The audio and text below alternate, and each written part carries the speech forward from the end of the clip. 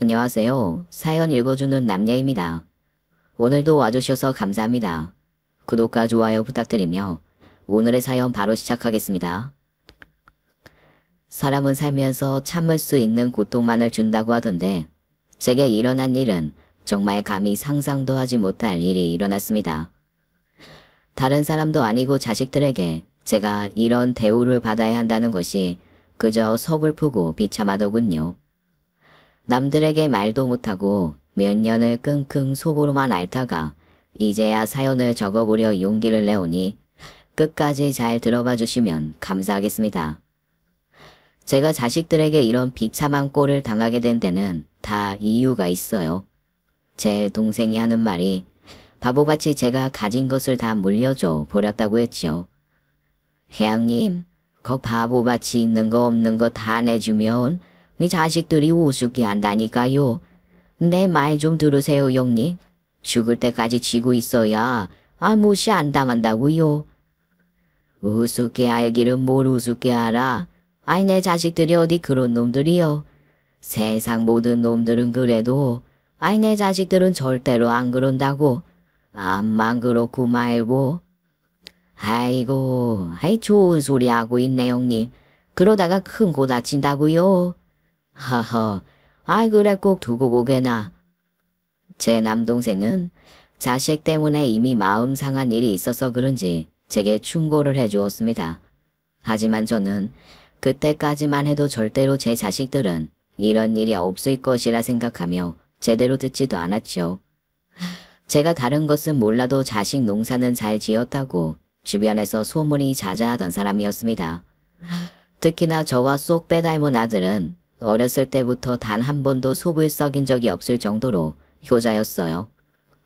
남자애들이 조금 험악하고 학교에서 말썽을 일으킬 때에도 조용히 공부만 했고 저와 아내가 일 때문에 바빠서 신경을 못 쓸 때에도 여동생도 챙겨주고 집안일도 도와주던 그런 아이였죠. 아내와 저는 그런 아들을 보며 세상을 다 가진 것만큼이나 든든하다는 표현을 하곤 했습니다. 다른 거 몰라도 우리가 아들 하나만큼은 정말 똑부러지게 낳아놨지. 그러게요. 정말 당신이랑 하나도 안 닮아서 어찌나 다행인지. 하하. 뭐, 아이 나도 얼마나 소문난 효자였다고. 부모님이 일찍 돌아가셔서 당신이 그걸 확인을 못했을 뿐이지. 저는 작은 공장을 운영하고 있었어요. 결혼 전에 제가 재단 일을 배우면서 열심히 살았던 기반을 잡아 결혼하고부터는 작게나마 공장을 운영할 수 있게 되었죠. 하루 종일 서서 두꺼운 천을 재단하는 일을 제가 했었는데 몇 번이나 날카로운 칼날에 손을 베일 뻔한 적도 있고 참 힘들게 살았던 것 같습니다. 공장은 처음부터 잘 되지는 않았어요. 남의 밑에서만 일을 하다가 막상 제 일을 하려니 뭐가 뭔지 두서도 없었고 일에 집중도 잘 안 되었죠. 단순히 일만 잘하면 되는 것이 아니라 운영을 하면서 직원 관리도 해야 하는데 그게 진짜 많이 힘들었습니다. 그때 아내가 많은 도움이 되었어요. 아내는 없는 집 장녀로 태어나 고생을 하다가 결혼을 했는데 어린 시절부터 동생들 챙기면서 살아온 버릇이 되었던지라 직원들을 항상 따뜻하게 챙겨주었답니다. 아이들을 키우느라 하루 종일 공장에 있지도 못했지만 가끔씩 직원들을 챙겨주는 것만으로도 충분히 그 마음을 느낄 수가 있었죠. 그래도 공장에서 사람들이 여러 가지 말썽을 부리는 일들도 많았습니다. 공장이 자리를 잡아가면서 제 동생이 함께 와서 일을 했었는데 동생이 일도 열심히 안 하면서 직원들에게 잔소리만 해댔거든요. 자기가 뭐라도 되는 듯이 막 다른 사람들을 나무라면서 일 똑바로 하라고 그러고 예쁘장하게 생긴 아줌마한테 찝적대기도 했었나 봅니다.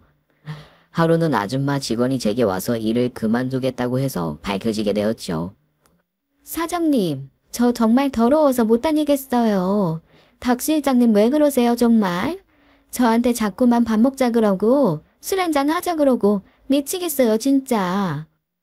아이고 미안해요. 애가 왜 그랬을까? 그럴 애가 아닌데. 저 결혼한 거 뻔히 알면서 왜 그러시는 거예요? 정말 다시 한번 이러시면 저 경찰 부를 거예요. 경찰서에 신고해서 진짜 합의도 안 해주고 그럴 거라고요. 미안하게 됐어요. 박 실장 내 동생인 거 알죠? 내가 책임지고 버릇 단단히 고쳐놓을게요. 아, 이놈이 이혼하고 한참 정신은 못 차리고 그러더니 정말 미안해요. 내가 이렇게 부탁 좀 할게요. 동생을 취직시켜 주었더니만 이런 꼴을 하고 있어서 제 속이 엄청 썩었었네요. 그 당시 제 남동생은 이혼을 했었고 자식들까지 속을 썩이면서 뭔가 일이 계속 꼬이고만 있을 때였습니다. 그래놓고 저보고 자식들 키워봐야 다 소용없다면서 비관적인 시선에 가득 차서 신세한탄만 하고 있었죠.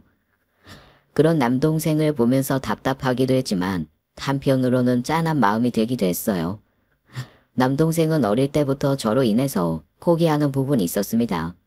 그 당시 저희 집안은 장남에 대해서만 중요하게 생각하다 보니 제 밑으로 동생들한테는 신경도 쓰지 않았고 옷이며 책이며 단 하나도 사주지 않으셨거든요. 동생은 자라면서 저를 많이도 원망했었고 저 때문에 자신의 인생이 꼬였다는 말도 서슴지 않고 했었습니다.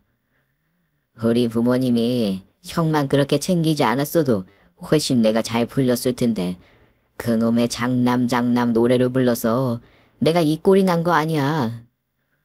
그래, 다 내 탓이다, 내 탓이야. 뭐 잘나지도 않은 장남이 돼서 미안하다, 미안해. 마누라한테 이혼당하고 자식들한테 무시당하니 아주 내가 요즘 인생이 죽을 맛이야. 어디 확 코 박고 죽어버리고 싶다니까. 그런 쏠데없는 소리 하지 마. 그러지 말고 우리 회사에 와서 일이나 배워.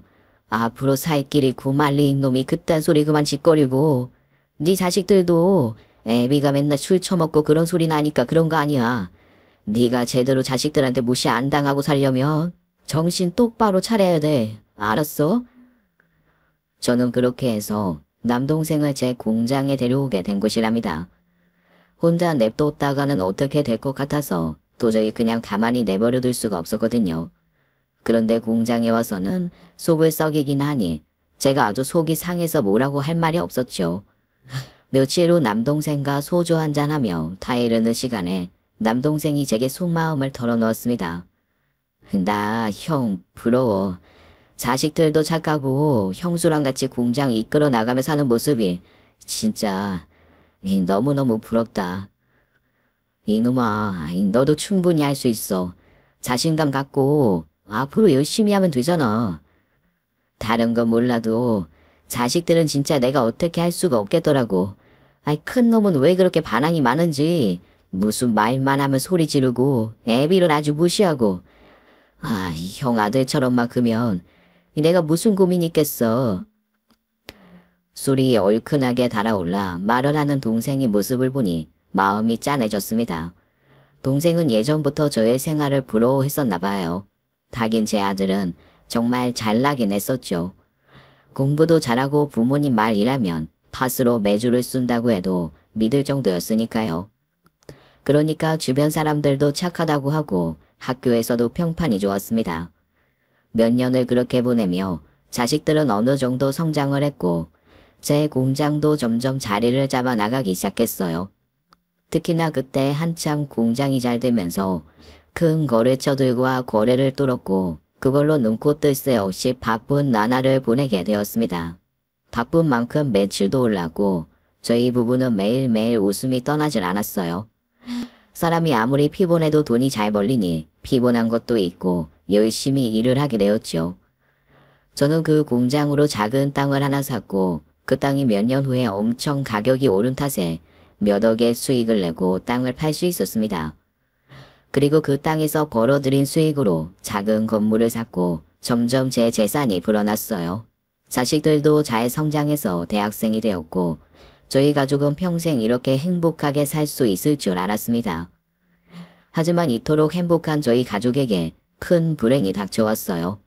아들이 막 대학교를 졸업하고 직장에 취직을 할 즈음 아내가 암이라는 병을 얻게 되었죠. 그 당시 한창 막내딸이 미술을 해서 외국으로 유학을 간다고 할 때였었고 아내가 반대를 하던 시절이었습니다. 저는 괜히 아내가 아픈 것이 막내딸 때문에 속을 썩어서 그런다며 모진 말도 했던 것 같아요. 네가 그렇게 멀리 떨어져서 유학을 간다고 고집을 피우니 니네 엄마가 좀 속상해. 그래서 그것 때문에 신경 쓰다가 이 꼴이 난 거 아니냐. 아빠 말이 틀렸어? 아빠 왜 그렇게 말해? 말도 안 되는 억지를 부려 왜? 아빠 이런 사람 아니었잖아. 엄마가 아파서 속상한 건 아빠만이 아니라고. 나도 많이 속상하고 정말 가슴이 아파. 그러니까 아이 네가 왜 고집을 부려 고집을 부리기를. 오빠처럼 저렇게 말 잘 듣고 조용히 있으면 엄마가 왜 아프냐고 이 못된 모 같은 이라고. 아빠 정말 아빠한테 실망이야. 저는 이때부터 딸과의 사이가 많이 나빠졌었어요. 어린 시절부터 아들과는 다르게 자유분방하고 고집도 세더니만 커서도 꼭 속을 썩여서 아내를 힘들게 한다고 생각을 했죠. 아내는 제게 뭐라고 했지만 저는 그때 그렇게 강하게 생각을 했습니다. 정말 바보 같은 생각이었고 저도 지금 와서 생각해보면 그때 왜 그랬는지 모르겠어요. 당신 미쳤어? 왜 자꾸 미연이한테 그런 이상한 말을 해? 내가 아픈 게 왜 미연이 탓이야? 말도 안 되는 억지를 왜 부리느냐고. 미연이가 얼마나 속상하겠어. 그 녀석이 이치 오빠처럼 조용히 공부나 할 것이지. 어렸을 적부터 당신 속을 그렇게 썩였잖아. 말도 안 듣고 학교에서도 말썽이고. 그래서 당신이 스트레스 받아서. 그래서 당신 자식한테 버림받고 싶어? 자식이 바보야? 맨날 아들만 감싸고. 이렇게 말도 안 되는 억지 부리면 누가 당신 곁에 남아있으려고 하겠어. 바보 같은 소리 제발 하지 마. 그리고 미연이고 민철이고 둘 다 소중한 우리 자식이야. 당신이 민철이만 감싸고 도는 거 모를 줄 알아? 그니까 제발 이제는 그러지 좀 말라고. 어? 미연이 잘못되면 내가 당신 가만히 안 둘 줄 알아. 아내는 제게 거칠게 대응했어요. 제가 어린 시절부터 딸과 아들을 차별해 왔다면서 딸이 마음고생을 많이 했을 것이라는 말도 덧붙였습니다. 하지만 그때는 그런저런 말들이 귀에 들어오지도 않았죠. 딸이 상처를 받든 말든 제 마음속에는 아내가 아픈 것만 눈에 들어왔거든요. 얼마 후 아내는 딸을 유학길에 올려보냈습니다. 미술에 재능이 있던 딸의 앞길이 방해하고 싶지 않다고 했죠. 어차피 유학을 가든 안 가든 자신의 건강은 자신이 이겨내야 할 일이라고 하면서요. 제 아내는 이토록 정신이 강한 사람이었습니다. 결국 딸은 유학길에 올랐고 아내는 치료와 수술을 병행하며 괜찮은 듯 보였어요. 저는 그동안 돈 때문에 아내에게 신경을 쓰지 못한 것이 미안해서 아내가 먹고 싶다고 하는 것, 사고 싶다고 하는 것을 눈여겨놓았다가 다 사주었습니다. 아내의 병을 고칠 수만 있다면 돈이 얼마가 들어도 상관없다고 생각했죠. 공장은 너무나도 잘 운영이 되고 있었고 재테크를 위해서 사놓은 땅도 하늘 높은 줄 모르고 쑥쑥 가격이 올라가고 있었어요.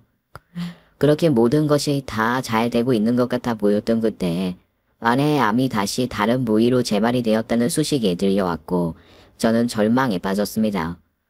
모든 것을 다 내려놓을 정도로 심각한 패닉 상태에 빠졌었는데 나중에 정신을 차려보니 아내는 더 이상 손을 쓸 수 없을 정도로 심각한 상태에 놓여 있었죠. 암이 재발되면 무조건 사기나 말기이기 때문에 그때는 진짜 힘들어진다고 하더군요. 제 아내도 다른 부위로 말기암 상태로 전이가 되어버렸고 그때부터는 아무것도 할 수가 없었습니다. 부랴부랴 외국에 유학가 있던 딸도 돌아왔고 가족 모두가 아내의 병에 힘을 모았지만 더 이상 기적은 찾아오지 않았고 아내는 딱 1년 후 세상을 먼저 떠나고 말았어요. 제 나이 50대 초반이 되었을 무렵인데 혼자 되어버렸다는 생각에 세상을 살기도 싫었습니다. 한참을 방황하고 또 방황하며 술로 하루하루를 보냈고 공장은 아주 난리나기 일보 직전이었죠. 제 동생이라도 중심을 잡고 잘 운영을 했어야 하는 건데 제 동생이 또 그럴 만한 능력이 없는 사람이라 모든 것이 엉망진창이었나 봅니다. 거래처 여러 군데에서 전화가 왔지만 제대로 받지도 않으며 홀로 방 구석에 틀어박혀 보내고 있었는데 공장에서 일을 하던 아주머니 한 명이 제 집에 반찬을 싸서 찾아왔더군요. 사장님, 여기 반찬 좀 싸왔어요. 제가 다른 건 몰라도 손맛 좋다는 소리는 많이 들어봤거든요. 이것 좀 들어보세요. 얼른요. 아니 이게 다 뭐예요. 여기 두고 가세요. 나 지금 이런 거 먹을 기분 아니니까 두고 가세요. 나중에 먹을게요. 먹을 기분 아니셔도 먹어야 돼요. 제가 사장님 밑에서 오래 일해봐서 알잖아요. 이 공장 어떻게 일고 오셨는지. 지금 이 공장 위기예요. 남의 손에 넘어가도 좋으세요? 사모님이 잘도 좋아하시겠어요. 사장님 이거 드시고 얼른 정신 차리셔서 공장 일으키셔야죠. 저도 이렇게 일자리 잃는 거 싫어요. 저도 남편 없어서 먹여 살려야 할 자식이 있다고요. 공장 직원의 진심 어린 충고를 들은 저는 뒤통수에 뭔가 한 대를 얻어맞은 것 같은 느낌이 들면서 정신이 번쩍 들더군요. 아내와 함께 그렇게 힘들게 공장을 일구었던 지난 날들이 떠올랐고 더 이상 이렇게 살면 안 되겠다는 생각이 들었습니다. 결국 며칠 후 정신을 가다듬고 다시 공장으로 출근을 했고 집안에 사두었던 술 박스들을 모조리 갖다 버렸어요. 공장은 여기저기 엉망진창이었죠.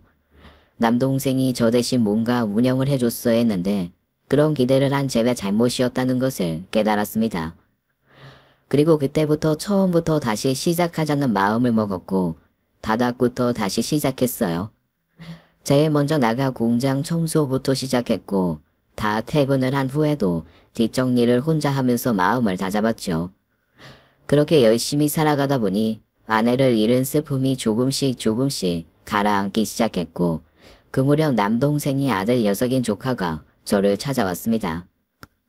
큰아빠, 이제 정말 이런 말씀 드려서 죄송한데 방 한 칸 얻을 보증금 좀 해주세요. 당장 애기가 나오려고 하는데 먹고 살 집이 없어서. 뭐? 애기? 아이 너 아직 결혼도 안 한 놈이 뭐 하려고 애기를 가졌어? 아이 놈이 아직도 정신을 못 차리고. 아이 맞아요 큰아빠. 저 진짜 아직도 정신 못 차리고 돌아다녔어요. 제 애인 줄도 모르고. 아이 근데 당장 애기가 나온다는데 어디 먹고 살 곳도 없고 저희 아버지한테 손 벌리기도 싫고. 그 당시만 해도 조카와 제 남동생은 사이가 매우 좋지 않았습니다. 조카는 학창 시절부터 말썽만 피우고 다녔고 그런 조카를 남동생은 몹시도 싫어했고 특히나 제 아들과 엄청나게 많이 비교를 해서 조카도 힘들어했었죠. 성인이 된 후에는 집에도 잘 들어가지 않고 연을 끊고 살다시피 한 사이였기 때문에 그런 부탁을 할 수는 없었나 봅니다. 20살이 훨씬 넘은 놈이 당장에 어디 잘 곳도 없이 그러고 돌아다닌다는 것이 너무도 한심했지만 당장에 아이가 나온다고 하니 저도 마음이 짠하더라고요. 통장에서 3천만 원을 꺼내 작은 빌라 전세를 얻어주었고 조카는 그곳에서 새 신혼살림을 차릴 수 있었습니다. 나중에 알게 된 제 아들은 저보고 엄청 뭐라고 하더군요. 아니 아버지 그놈한테 뭐 하려고 그런 돈을 줘요. 그놈이 갚을 것 같아요. 어렸을 때부터 자기 아빠한테도 그렇게 대들고 집 나가고 한 놈이라고요. 아버지도 다 아시잖아요. 그렇지. 아이 나도 알지. 너 같은 애가 아니라는 거 나도 다 봤다. 근데 어쩌냐. 당장 애가 나온다는데. 뻔뻔한 놈. 그 나이 먹도록 돈도 하나 안 벌어. 놀고 먹고 했으면 그 죗값 좀 받아야지. 어디서 날로 먹으려고. 아버지, 제가 그 돈 꼭 받아드릴게요. 그런 싸가지 없는 부르자 놈은 매운맛을 한번 봐야 한다니까요. 아니 뭐 꼭 그렇게까지. 아이 나 그 돈 받으려고 빌려준 거 아니다. 애비 그 돈 없어도 충분히 살 수 있어. 땅도 있고 공장도 잘 돌아가고 있고 이 또 건물 월세도 받아먹고 있고. 그런 놈은 고마운 줄도 모르는 놈이니까 제가 꼭 받아드릴게요. 꼭이요. 아들은 불같이 화를 내며 사촌 동생에 대해서 부정적인 얘기들을 했어요. 그 모습을 보니 역시 제 아들은 정신이 똑바로 박혀있는 놈이라는 생각이 들었습니다. 어렸을 적부터 단 한 번도 말썽도 안 일으키고 열심히 공부해서 괜찮은 대학도 들어갔고 또 괜찮은 직장도 얻었으니 부족한 것이 없는 놈이라고 생각했죠. 그로부터 얼마의 시간이 흘렀고 저는 슬픔에서 벗어나 활기를 조금씩 되찾기 시작했습니다. 더군다나 공장 직원이 주기적으로 저희 집에 들러 반찬을 싸주었고 가끔은 집에서 밥도 차려주었어요. 제 아내에 비하면 여성스럽지도 않고 외모도 진짜 별로였던지라 여자로서는 전혀 매력이 없다고 생각했는데 사람의 마음이 정말 신기한 것 같아요. 제 처지가 그래서 그런가 점점 공장 직원의 모습이 눈앞에 아른거리기 시작했답니다. 이혼을 하고 홀로 자식을 억척스럽게 키워내면서도 혼자 지내는 저까지 챙겨주는 그녀를 보니 왠지 제가 부끄러웠고 또 열심히 살아야 한다는 생각마저 들었어요. 그런 그녀에게 여러 가지로 참 많이 배우면서 점점 정이 들어가고 있었나 봅니다. 어느 날 비가 많이 오는 날 비를 홀딱 다 맞고 저희 집 앞에 반찬을 가져다 주러 온 그녀에게 저도 모르게 마음의 설레임 같은 것이 느껴졌고 그날 밤 저희는 함께 있었어요. 그리고는 바로 연인 관계가 되었고 늦지막히 저의 심장은 다시 콩닥거리기 시작했습니다. 남사스러워서 처음에는 아무에게도 말하지 않고 숨기고 있었지만 얼마 후 아들이 집에 들렀다가 그녀를 마주치게 되었죠. 아들은 그때 술에 약간 취해 있었는데 뭔가 일이 잘 풀리지 않는지 얼굴 표정이 좋지 않은 상태이더군요. 근데 아주머니 누구세요? 저희 아버지 집에 왜 계신 거죠? 아, 반가워요. 아드님이시구나. 말씀 많이 들었어요. 워낙에 효자라서 사장님 사모님이 많이 자라나셨죠. 공장 직원이세요? 공장 직원이 이 늦은 밤 시간에 남자 사장님 집에 들어오는 건 아니지 않나요? 좀 불쾌하니까 당장 나가셨으면 좋겠네요. 저기 아들아, 내가 아직 못한 말이 좀 있는데 말이다. 아이 그게 저기 일단 나랑 나가서 잠깐 얘기 좀 하자. 더 이상 무례해지는 모습이 보기 싫어서 저는 아들을 데리고 나가 밖에서 이야기를 시작했고 저희 관계를 알게 된 아들이 몹시 화를 내며 말했습니다. 아버지, 왜 이러세요? 나이 먹고 이러시는 거 보기 안 좋아요. 어머니 돌아가신 지 얼마나 됐다고 벌써. 그리고 어머니도 뻔히 아는 공장 직원이랑 이러시는 게 말이 된다고 생각해요? 아이 그게 말이다. 나도 그러려고 한 건 아닌데 요즘 여자들 완전 눈치 백단의 꽃뱀이라고요. 아버지 공장이랑 땅 건물 이런 거 노리고 그러는 거 모르시겠어요?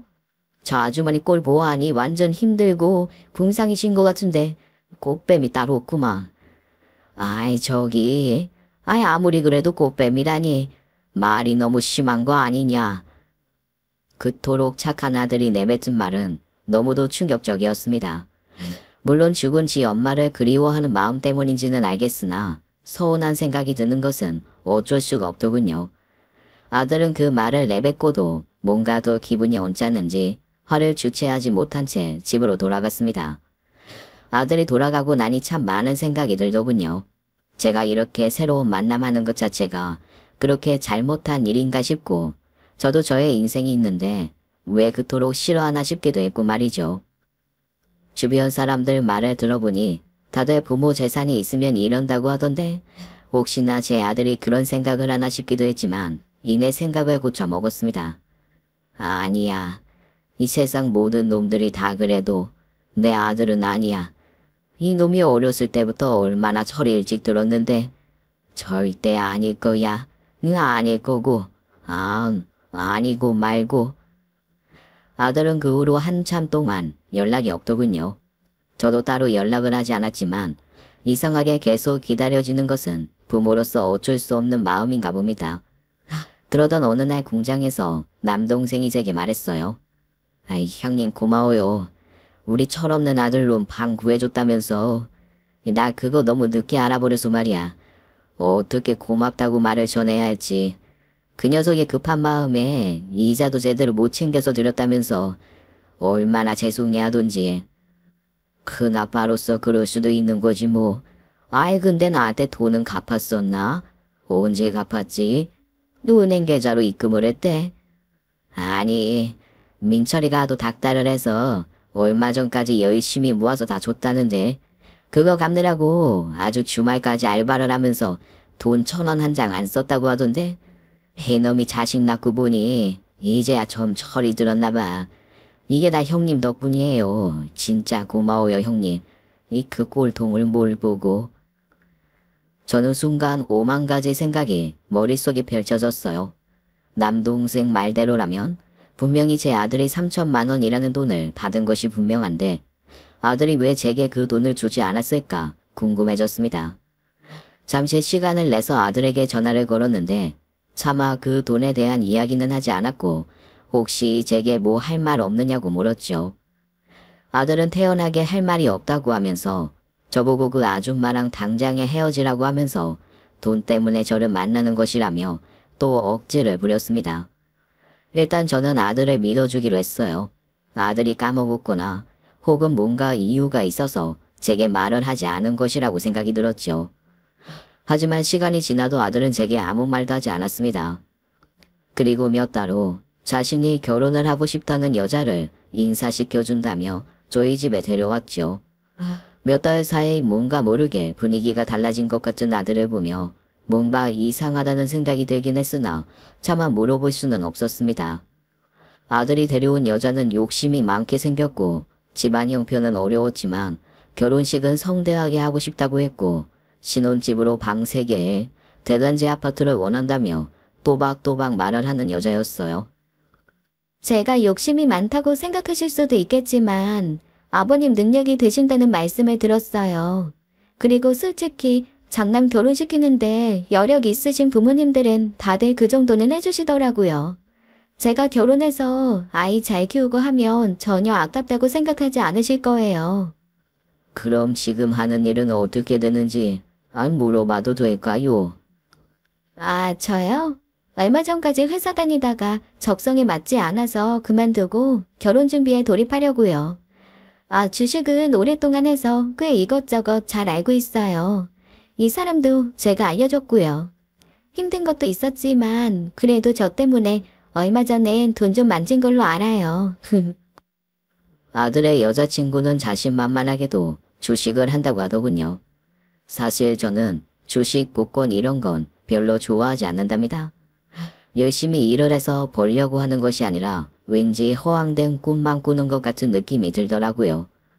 그런 쪽에 빠져 있는 사람을 보면 딱히 일도 열심히 안 하는 것 같아서 별로라고 생각을 했는데 그런 사람이 제 며느리가 될 것이라고는 상상도 하지 못했던 일이죠. 아들은 제 눈치를 살피면서 빨리 다른 화제로 이야기를 돌렸는데 그때 저는 뭔가 직감할 수 있었습니다. 조카에게서 받은 3천만 원이라는 돈을 왠지 아들이 주식으로 썼을 것이라는 생각이 들었죠. 다음날 아들에게 전화를 걸어 그 사실을 몰아보았더니 아들은 순순히 그렇다고 대답을 했습니다. 아버지, 조금만 기다려주시면 제가 다 갚을게요. 그때 하도 마이너스가 심해서. 이 녀석아, 그런 일이 있으면 내게 말이라도 해야지. 어떻게 아무 소리도 안 하고 있냐.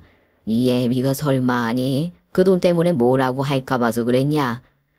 아버지가 다른 여자한테 눈이 뒤집혀서 있으니까 그렇죠. 그 여자랑 데이트하면서 쓰는 돈은 아깝지 않으면서 그 돈 달라고 그러실까 봐. 그분하고는 헤어지신 거 맞죠? 이제 안 들러붙어요. 혹시라도 아버지한테 뭐 돈 얘기하거나 그러면 저한테 얘기하세요. 아니면 일찌감치 제 명의로 재산 돌려놓으시는 것도 방법이고요. 아들은 왠지 모르게 조금 달라져 있는 것 같은 느낌이었습니다. 어린 시절 제가 알던 아들의 모습이 아니라 뭔가 낯설었고 돈에 굉장히 집착을 하는 것처럼 보였죠. 하도 말썽을 부리며 살았던 조카 녀석은 이제야 정신을 차리고 하루에도 일을 2탕씩 하면서 저 자식 먹여 살리는 모습이 참 보기 좋던데 제 아들은 뭔가 이상한 모습으로 변해 있는 것 같았습니다. 얼마 후 외국에서 오래 살던 딸이 한국으로 귀국을 했어요. 딸은 지 엄마가 세상을 떠나던 때 잠시 한국에 들어와 있다가 일주일 후 다시 외국으로 들어가 그곳에서 자리를 잡고 살고 싶다고 했었거든요. 예전에 아내가 아픈 것이 딸 때문이라고 소리를 해서인지 딸과 제 사이가 좋지 않았기에 한국으로 돌아와도 살짝 대면대면했습니다. 딸은 제게 살갑게 다가오지 않았고 저 역시 그런 딸에게 먼저 손을 내밀지 못했던 것 같아요. 그런 저희 부녀 관계를 다시 좋게 만들어준 것이 지금 제 옆에 있는 이 사람입니다. 저희 집에 이런저런 장을 봐서 음식을 만들어 두고 딸을 초대해 주었고 딸의 귀국을 축하하는 케이크까지 멋지게 준비해 주었죠. 뿐만 아니라 그동안 제가 갖고 있던 딸에 대한 미안한 마음을 저 대신에 전해주기도 했습니다. 딸은 처음에는 이 사람에 대해서 선입견을 갖고 있다가 조금 지난 후부터는 굉장히 오픈 마인드로 이 사람을 대해주었어요. 외국에서 살아서 그런가 바라보는 관점이 확실히 지 오빠하고는 다르다는 것을 깨달았습니다. 어떻게 보면 저는 딸 덕분에 그녀에 대해 더 마음을 열게 되었고 제가 하는 이 연애가 나쁜 짓이 아니라는 것을 느끼게 되었던 것 같아요. 딸은 그 후로도 자주 저희 집에 들러서 밥도 먹고 가고 맛있는 음식도 사다 주고 갔고 제가 만나고 있는 그녀와도 살갑게 잘 지내게 되었습니다. 그러는 사이 아들은 결혼을 하게 되었고 저는 아들이 원하는 대로 대단지 30평대 아파트를 마련해 주었어요. 아들 내외는 크게 기뻐하지도 않았고 당연히 받아야 하는 것처럼 행동을 해서 제가 기분이 살짝 좋지는 않았지만 어쨌든 자식들한테 부족함 없이 해줄 수 있는 제 자신이 자랑스럽기도 했습니다. 어느 날 딸은 제게 이런 말을 하기도 했죠. 아빠, 근데 오빠가 요즘 좀 많이 변한 것 같아. 예전에 그 오빠 모습이 아니야. 회사는 그만둔 거야? 맨날 집에만 있고 일도 안 하는 것 같던데. 오빠 왜 그래? 그게 무슨 소리냐? 일을 안 한다니?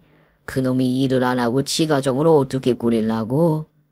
새언니랑 둘이 뭔가 꿍꿍이가 있는 것 같더라고. 아빠한테는 무슨 얘기 안 했어? 돈 얘기라든가 뭐 그런 거. 나한테는 뭘 자꾸 투자하라고 하고 얼마 전엔 영철이한테도 그랬었다던데? 영철이한테도? 아이고 놈이 무슨 돈이 있다고 걔한테 그래? 아들은 자기 동생과 사촌 동생에게까지 투자 이야기를 하면서 일도 하지 않는 것 같았습니다. 저도 아들이 뭔가 이상하게 변하고 있다는 것을 예전부터 알고 있기는 했지만 인정하고 싶지 않았던 것 같아요. 애써 외면하며 지내왔는데 몇 년 후에는 더욱 기가 막힌 일이 벌어지고 말았습니다. 애인으로 깊게 만들고 있던 그녀의 큰아들이 저희 공장에 찾아와 황당한 이야기를 해주었거든요. 제 아들이 돈을 요구했고 그 돈을 해주지 않으면 그녀를 꽃뱀으로 고소를 한다고 했습니다. 아니 그게 무슨 말도 안 되는 소리예요. 우리 아들이 진짜 그런 말을 했어요. 네, 정말 그래서 저도 기가 막혀서 아저씨 저희 엄마가 아저씨 꼬시려고 뭐 어떻게 했어요? 아저씨 저희 엄마한테 돈 빌려주신 거예요? 저희 엄마 꽃뱀 아니잖아요. 평생 저희 키우면서 열심히 일하셨고 허황된 꿈 같은 거 절대로 꾸지 않으신 분인데 어떻게 그런 말을 할 수가 있어요? 그럼요. 내가 잘 알지. 절대 그런 적 없어요. 나한테 돈 얘기한 적도 전혀 없고 빌려준 적도 없고 미안해요. 내가 사과할게요. 앞으로 그러지 말라고 단단히 일러둘게요. 정말 미안해요. 저도 너무 기가 막힌 이야기에 도저히 참을 수가 없어 아들 집에 찾아갔습니다. 아들은 딸의 말대로 일도 하지 않은지 후줄근한 차림으로 현관에서 나오더군요. 아들의 모습을 보자 화가 머리끝까지 차올라서 저도 모르게 아들의 뺨 한 대를 갈겨버렸습니다. 황당한 모습의 아들을 보니 후회가 밀려왔지만 사과는 하지 않았어요.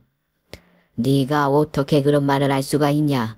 그 집에서 왜 찾아가서 돈을 요구해? 내가 아니라고 했지. 절대 아니라고.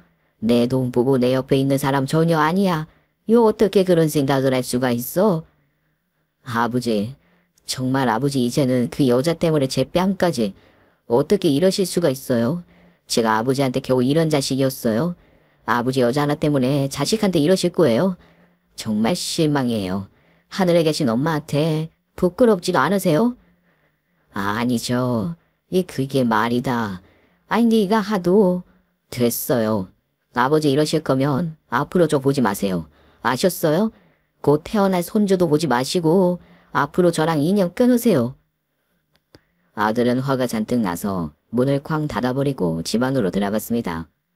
손주 얘기도 처음 들었고 아들의 모습을 본 저는 또 마음이 약해졌고 며칠이 지나도 마음이 편해지지 않았어요.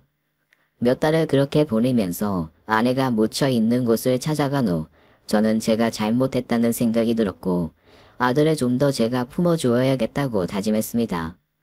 결국 저는 아들에게 먼저 손을 내밀었고 손주가 태어난 기념으로 돈 500만 원을 아들에게 보냈죠. 아들 녀석은 통장에 찍힌 돈을 보더니 기분이 좋아서 제게 전화를 걸었고 저희 부자는 다시금 그렇게 친해지는 듯 했습니다.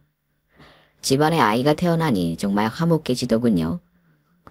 가끔씩 온 가족이 모일 때마다 아이 하나를 쳐다보며 모두가 하나가 되는 것 같았고 제 남동생과 조카까지 모두가 모여 행복한 시간을 보냈습니다. 자식보다 더 예쁜 것이 손자라고 하더니 정말 눈에 넣어도 아프지 않을 느낌이 들었던 것 같아요. 그렇게 몇 년이 지난 후 아들과 제 사이는 손주가 태어남으로 인해 매우 좋아졌습니다. 저도 아들이 아빠가 되었다는 사실이 마냥 기특하기만 했고 또 제게 남아있는 아들에 대한 남다른 애정이 다시 솟는 듯 했어요. 그러면서 아들이 하는 말 하나하나에 다시 귀를 기울이기 시작했는데 제가 손주에 홀딱 빠져 있는 것을 아는 아들이 어느 날은 주식에 대한 이야기를 꺼냈죠. 아버지, 요즘 공장 일 하기 안 힘드세요? 연세도 있으신데 언제까지 그렇게 힘들게 일하실 거예요? 어허, 아이 늙은 애비 걱정해주는 놈은 예나 지금이나 아들밖에는 없구나. 나도 나이가 들으니 예전처럼 일이 잘 되지는 않는구나. 일하다가 다치기도 하고 아영 힘이 들기는 해. 그러니까요 아버지. 아버지도 이제 편안하게 쉬셔야죠. 돈이라는 게 계속 쫓는다고 계속 벌리는 것도 아니고. 그래서 말인데요. 제가 아버지한테 좋은 거 소개시켜 드릴 테니까 아버지도 제 말 듣고 한번 해보세요. 제가 다 알려드리고 할 거니까 아버지는 아무것도 하실 거 없으세요. 나도 이 사람도 그걸로 일도 안 하고 지금까지 자식 먹여 살리고 있잖아요. 주식 말이냐. 난 아무래도 그런 건 영 맞지 않는 것 같은데. 말로는 아니라고 했지만 아들의 말에도 일리가 있는 것 같아 보였어요.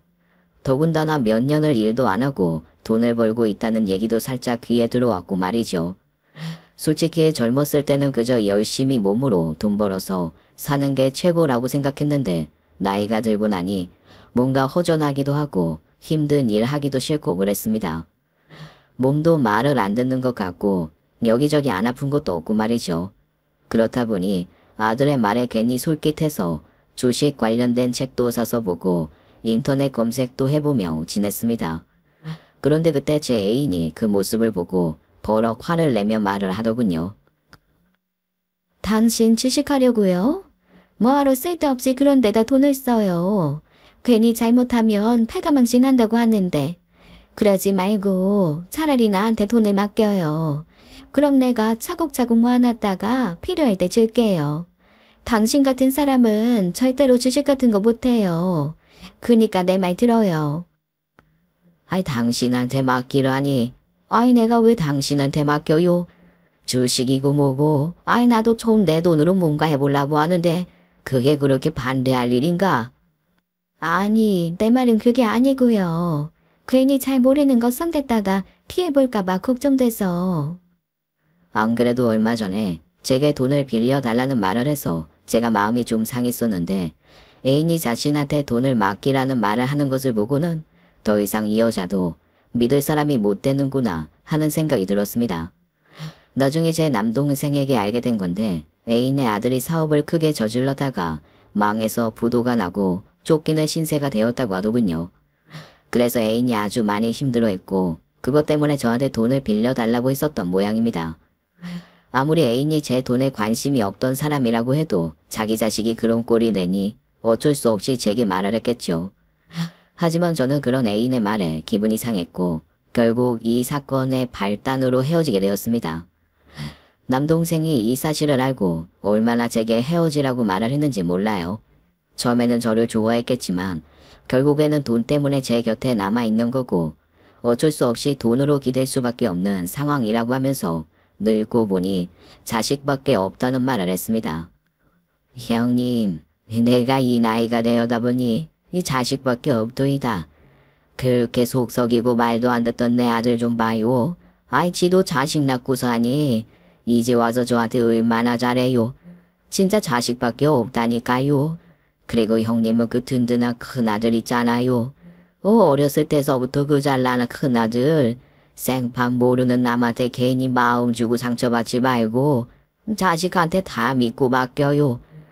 우리 같은 늙은이들은 그게밖에는 없다니까요. 남동생이 말을 들으니 정말 이거다 싶었습니다. 그때 제 마음은 너무나도 가볍고 팔딱팔딱 거렸기 때문에 누가 뭐라고 하면 그걸 붙잡고 싶어서 안달이 났죠. 저는 결국 애인과의 결별 이후에는 더더욱 아들의 말에 온전히 의지하기에 이르렀고 제게 있는 재산을 몽땅 아들에게 맡기기로 결정했습니다. 땅, 건물, 그리고 가지고 있던 공장은 손주의 명의로 해주기로 결정했고 제가 갖고 있는 것이라고는 딸랑 살고 있는 집 한 채뿐이었습니다. 딸은 목에 핏대까지 세우며 저를 반대하더군요. 아빠, 아니 멀쩡하게 있다가 갑자기 왜 그래요? 오빠한테 왜 다 주려고 하느냐고. 갑자기 왜? 아니 내가 생각을 해보니까 말이다.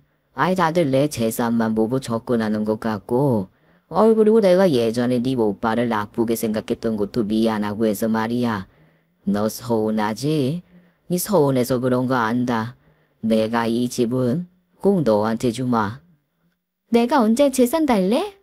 외국에서 살면서 아빠한테 손 한 번 벌린 적 있냐고요.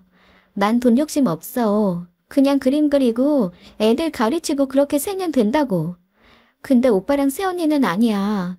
얘도 안 하면서 큰돈 만지려고 맨날 그러는 거 나 다 안다고.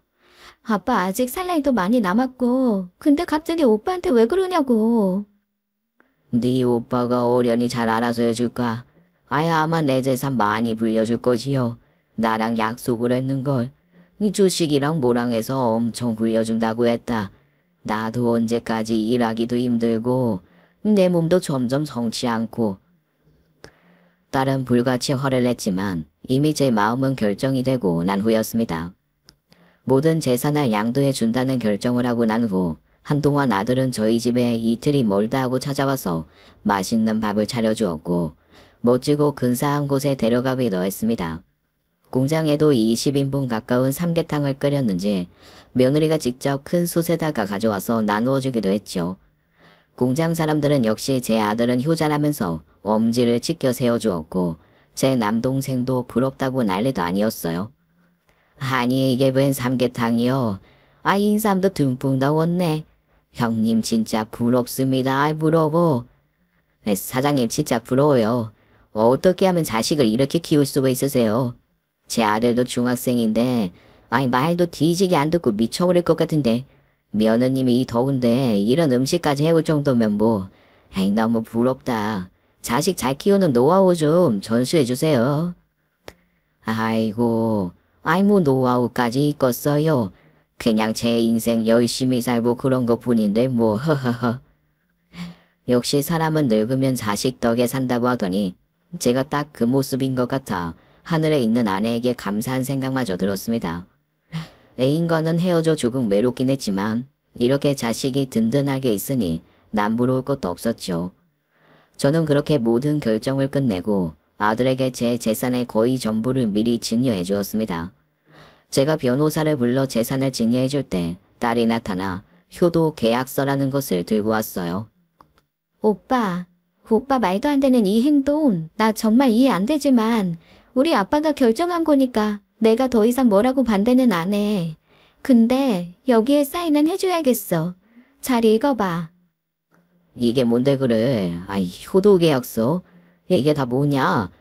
무슨 효도를 계약서를 쓰고 해? 응, 요즘 세상이 워낙에 험악해야지. 아빠 돈이 뭐 한두 푼도 아니고 오빠가 빌려준다는 그 말 어떻게 믿냐? 어차피 오빠도 평생 혼자 계실 아빠 모실 생각으로 받는 거 아니야? 안 그래요, 새언니? 왜? 싫어? 참나 기가 막혀서. 야 싫긴 뭐가 싫어? 야 한 달에 한 번 찾아뵙고 한 달에 100만 원 드리는 거 그게 뭐가 어렵다고. 그거 재산 안 받아도 지금도 충분히 할 수 있거든. 그래 알았으니까 사인이나 해. 잘 읽어보고. 그 맨 밑에 보이지? 지키지 않을 시엔 다시 재산이고 뭐고 원상대로 되돌려놓는다고. 아이고 꼴 같지도 않다. 어디서 이런 걸 계약서라고 들고 와서는 참나. 다 알았어. 사인하면 될 거 아니야. 딸이 들고 온 효도 계약서를 보더니 아들은 헛웃음을 치며 쉽게 사인해 주었어요. 이게 얼마나 법적인 효력이 있을 것이라고는 상상도 못한 모습이었죠. 그렇게 그날 모든 절차가 마무리되었습니다. 마음 한구석에 구멍이 뚫린 것 같은 느낌도 들었지만 한편으로는 앞으로의 인생이 기대도 되었어요. 아들이 제 재산도 불려주고 잘 해줄 것이라는 생각을 했었죠. 그런데 얼마 후 점점 아들 내외의 발길은 뜸해지기 시작했습니다. 딸의 말대로라면 적어도 한 달에 한 번은 찾아와서 밥도 해주고 살림도 돌봐준다고 하던데 한 달에 한 번은커녕 제가 먼저 전화를 해도 잘 받지도 않더군요. 바빠서 그런 거겠지. 한창 그 나이에 자식 키우고 먹여 살리려면 눈코 뜰 새 없이 바빴던 제 지난 날이 생각나 그저 마음을 편하게 먹으려고 무진장 노력을 했었죠. 하지만 그렇게 마음을 먹기에는 제가 아들 녀석에게 물려준 재산이 너무나도 컸었습니다. 시간이 지날수록 불육이란 예감이 들었는데 얼마 후 정말 놀라 뒤로 자빠질 만한 일이 벌어지고 말았습니다. 아들이 제 통장에 있는 돈까지 싸그리 다 가져다 주식에다 투자를 해버렸고 제가 갖고 있던 땅, 건물도 다 팔아서 무슨 코인인가 어디다 투자를 해버렸다고 하더군요. 문제는 그 주식이 아주 쫄딱 다 망해버려서 수억이나 되는 돈이 순식간에 날아가 버렸습니다. 그 사실을 알게 된 저는 그 자리에서 놀라서 뒤로 자빠져 버렸어요. 무슨 말이 나오지도 않았고 도대체 이게 있을 수 있는 일인가 하늘이 노랗게 보이며 정신이 멍하기만 했죠. 아니 이게 정말 있을 수 있는 일이냐. 어떻게 도대체 이런 일이 일어나. 도대체 어떻게. 이 내가 어떻게 모은 돈인데. 아이고 나 죽네 나 죽어. 순식간에 일어난 일이라 정신이 멍했는데 그 뒤로는 기억이 나지 않았습니다. 나중에 깨어보니 병원 침대에 누워있는 제 자신을 발견했고 병실에는 아들 내외가 있었어요. 정신을 조금 차릴 때쯤 아들 녀석이 며느리와 하는 이야기를 들었는데 그 말을 듣고 저는 다시 기절을 하고 말았습니다. 어쩔 거야 이 노인네. 더 이상 돈 나올 구멍이나 있는 거야. 돈 없는 노인 모셔서 뭐해. 그냥 요양원에나 보내버리자. 요양원은 뭐 아무나 가? 한 달에 내는 돈이 얼만데. 저 노인네 돈 다 빼다 써서 이제 나올 구멍도 없는데. 그냥 폐가에다가 버려버릴까? 아니다. 지금 살고 있는 집은 있잖아. 마지막으로 그거 빼다가 쓰고 버릴까. 미연이가 알면 개질할 떨 텐데 가만히 있을까 모르겠네. 제 재산을 몽땅 다 빼앗아가듯이 한 것도 모자라 이번에는 저를 폐가에다가 버릴 생각을 하고 있는 아들 내외를 보니 그냥 살고 싶지도 않더군요. 그때 너무 충격을 받았는지 순간 뇌경색이 찾아왔고 저는 그렇게 병원에 한동안 입원을 하게 되었습니다. 병실에 찾아온 제 남동생과 조카 그리고 제 딸은 아들이 한 얘기가 뭔지도 모른 채 제 건강만 걱정하고 있더군요. 저는 다행히 수술을 하지 않고 약물 치료가 가능한 상태여서 약물로 치료를 하며 조금은 의사 표현을 할 수 있었습니다. 말이 제대로 나오지 않자 종이에 펜으로 아들 이름을 썼고 딸에게 눈물로 호소했어요. 아빠, 이게 뭐야? 오빠 이름을 왜 썼어? 오빠가 뭐라고 했어? 오빠지. 아빠 이렇게 만든 사람 오빠 맞지? 내가 가만 안 둬. 이것들 내가 아주 그냥 요절을 내버릴 거야. 아빠한테 쓴 효도 계약서 그거 내가 변호사 찾아가서 다 효력 있는 서류로 만들어놨거든? 아빠 기다려봐. 이것들 내가 아주 가만히 안 둬. 딸은 제 눈물을 닦아주며 걱정하지 말라고 말해주었고 옆에 있던 제 남동생과 조카 역시 제 딸을 도와 이런저런 것들을 알아봐 주었습니다. 그리고 아들이 제 모든 재산을 이용해 주식과 코인 등에 투자해서 날려버렸다는 것을 알게 되었고 그들의 꿍꿍이까지 알아차려버렸죠. 집안은 말 그대로 풍비박산 나버렸고 어마어마하게 싸움이 벌어졌습니다. 결국 딸은 변호사를 대동해 오빠를 고소했고 그 과정에서 저를 두고 며느리가 하는 얘기는 과반도 아니었지요. 그럼 아가씨가 모시든가요. 뇌경색 걸려서 이제 거동도 불편해져서 똥오줌도 제대로 못 가릴 텐데. 그럼 그거 다 누가 치울 건데요? 말해봐요. 아가씨가 할 거예요. 아들한테 맡겼으면 어련히 믿고 기다리면 될 것을 뭘 이렇게 급하게 난동을 피워요. 난동? 새언니 말 다 했어? 한두 푼 하는 돈도 아니고 수십억을 가져다가 홀라당 날려먹고 우리 아빠를 폐가에 버린다고 했다며? 우리 아빠가 똑똑히 두 귀로 듣고 나한테 글씨로 써서 얘기해줬거든? 이러고도 사람이야? 당신들이 사람이냐고. 우리 아빠가 뭘 잘못했어, 어? 어렸을 때부터 장남 하나 잘 키운다고 얼마나 개고생을 하면서 키웠는데 그걸 왜 나한테 와서 얘기해? 개고생을 했는지 안 했는지 내가 어떻게 안다고? 내가 봤어? 봤냐고. 그리고 그 주식도 아버님이 직접 하신 거라고. 봐봐. 아버님 이름으로 돼 있잖아. 뭣도 모르는 영감탱이가 욕심만 많아가지고. 며느리는 이제 거짓말까지 하고 있었습니다. 주식의 주자도 모르는 제가 직접 다 투자해서 그 많은 돈을 날려먹었다고 뻔뻔하게 거짓말을 하는데 정말 기가 막혀서 말도 안 나오더군요. 알고 보니 제 모든 서류를 위조해서 아들과 며느리가 짜고 치는 고스톱이었고 저는 눈 뜨고 아들 내외한테 코를 베인 격이 되어버리고 말았습니다. 그토록 믿고 의지했던 제 장남이 어쩌다가 이런 꼴이 되었는지 정말 속상하고 또 비참했습니다. 어린 시절부터 저의 부부의 자랑이자 제 남동생마저도 늘 부러워했던 놈인데 이런 패륜을 저지른다는 생각을 하니 잠이 한숨도 오지 않더군요. 제 딸은 더 이상 이런 꼴을 두고 볼 수만은 없다며 그때 받아놓은 효도 계약서를 써먹어야 한다고 했습니다. 이제서야 자세히 확인해보니 그곳에는 아버지인 제가 그 어떤 상황이나 병중에 놓일 때에도 죽을 때까지 효도를 한다고 적혀 있었고 만약 그것에 위배되는 행동을 하면 증여한 재산을 다시 되돌려 받을 수 있다는 계약이 명시되어 있었습니다. 결국 저는 딸과 함께 민사소송까지 끌고 갔어요. 이래서 뭐하러 인생을 사나 싶을 정도로 마음이 헛헛했지만 그렇다고 괘씸한 아들 내외를 가만히 둘 수는 없었죠. 아들 내외는 제가 증여한 재산을 모두 원상태로 되돌려 놓으라는 판결을 받게 되었고 그제서야 제 앞에 무릎을 꿇고 싹싹 빌기 시작했습니다. 저기 아버지 제 말 좀 들어보세요. 아버지 저 믿으시죠? 네? 그래 내 장남. 우리 장남 내가 그렇게 예뻐하던 우리 아들이 어찌 이렇게 됐다냐. 이 효도 계약서 보이냐? 보여? 내가 네 놈한테 재산 줄 때 썼던 계약서다. 이 애비가 정말 속이 썩어 문드러졌다 이놈아. 애비가 그렇게 침착이 되었느냐? 이 주식으로 내 재산 다 말아먹고 나니까 내 경색 걸려 들어 누워있는 이 애비가 이 폐가해버린다고. 이 요양원에 보내 돈도 아까워서. 아이고 내 팔자야. 아이고 여보. 아버지 그게 아니에요. 아니라니까요. 뭔가 잘못하신 거예요. 잘못 들으신 거라고요. 저기 아버지 저 금방 다시 원상 복귀할 수 있어요. 그러니까 조금만 시간을 주세요. 원상 복구? 이놈아, 이 그렇게 똑똑하고 총명하던 네가 일도 안 하고 하루 종일 잠옷 입고 집에서 컴퓨터만 보더니만 사람 욕심이 한도 끝도 없다. 너 이놈 내가 정말 하늘에 있는 네 엄마한테 고개를 들 수가 없다 이놈아. 아이씨 진짜 계속 이렇게 고집 피우실 거예요? 요양원에 가봤자 뭐 거기서 왕자님 대접받을 줄 알아요? 병들어 늙은 노인네 그냥 들어 누워 있게만 만든다고요. 그게 걱정돼서 그런 건데 왜 그래요? 말귀를 못 알아듣고 사람을 이상하게 취급하시네 우리 아버지. 이놈의 자식, 이 버릇없는 놈의 자식 같으니라고. 너 이놈, 이 효도계약서 보고도 그딴 말이 나오냐? 너 내가 너를 그렇게 가르치대?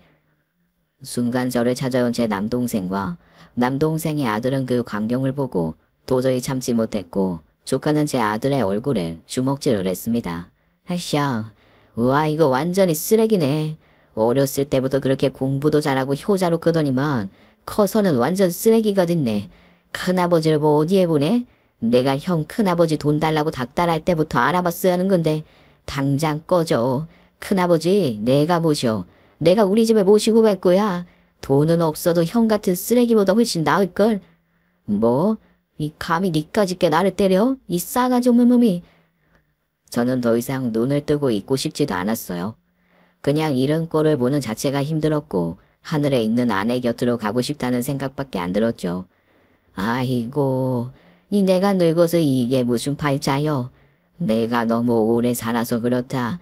이 내가 빨리 죽었어야 했는데 우리 마누라 죽을 때 이 그냥 같이 따라 죽을걸. 이런 꼴 보려고 내가 살았냐.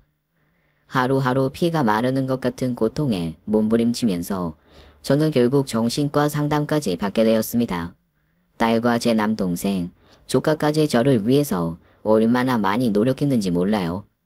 그 이후로 딸은 제 집으로 찾아와 함께 살게 되었고 저의 손과 발이 되어주었습니다. 조카 녀석은 제 목욕을 도와드려야 한다며 이틀에 한 번은 꼭 찾아와 직접 씻겨주었고 병원에도 함께 동행해 재활치료도 함께 해주었죠. 그래도 이렇게 든든한 가족들이 제 곁에 아직 있기 때문에 저는 마음을 다잡을 수 있었습니다. 가족들 덕분에 혼자 불편함 없이 생활도 할 수 있게 되었고 마음도 많이 편안해진 것 같아요. 아들 녀석은 제가 신혼 때 사준 아파트와 며느리 이름으로 마련해둔 적금과 오피스텔 등을 팔아 제게 주었고 아직 한참 남은 재산에 대해서는 시간을 달라고 애원하고 있습니다. 자식이 집까지 없어져 단칸방에 살고 있다는 말을 들으니 마음이 아팠지만 그놈 그렇게라도 다시 인간 만들려면 어쩔 수 없다는 생각에 끝까지 받아내고 말겠다고 다짐하고 있네요. 제가 낳은 자식이니 제가 다시 인간 만들어 놔야죠. 그리고 아들의 이간질로 인해 헤어지고 공장도 그만두게 한 애인과도 다시 만남을 이어갔습니다. 그녀의 진심 어린 마음을 알게 되었고 제게 빌리려 했던 돈도 하도 답답해서 해본 말이라고 하더군요. 제가 아들에 미쳐있긴 했었나 봅니다. 아들을 얻고 난 이후부터 뒤통수를 맞은 그 순간까지 아들 바라기였던 제 자신이 한심하게 느껴지는 오늘이네요. 끝까지 청취해주셔서 감사합니다. 지금까지 사연 읽어주는 남녀였습니다. 끝까지 함께 해주신 여러분 감사드리며 저희는 다음 사연으로 돌아올게요. 감사합니다.